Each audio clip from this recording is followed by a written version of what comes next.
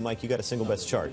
Yes, I'm not quitting, but this is all about quitting. Today's single best chart comes from Deutsche Bank chief international economist, Torsten Slok. He's our guest host next hour on Surveillance.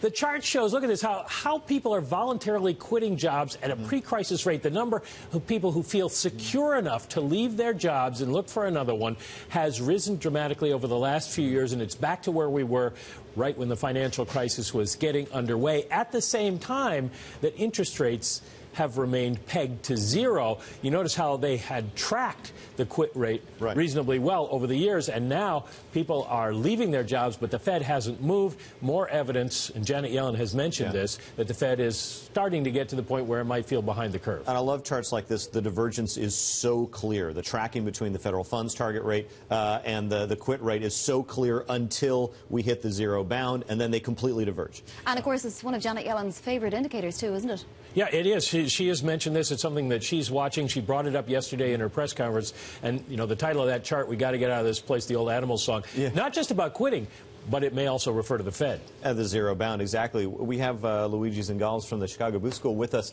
That indicator, Torsten Slok from Deutsche Bank looks at it, looks at the quit rate, looks at it rising and sees inflation. Is that what you see?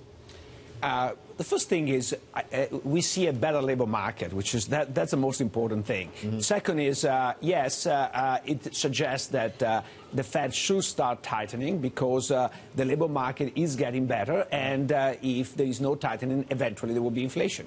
And so when you're looking at, when you say the labor market getting better, what for you is the most important indicator? Do you pay attention to the labor market conditions index? I know you're a finance economist and not a academic and not a macroeconomist, but which indicator is most important? I think that the quit chart is a very important one. I think that I would pay a lot of attention to that.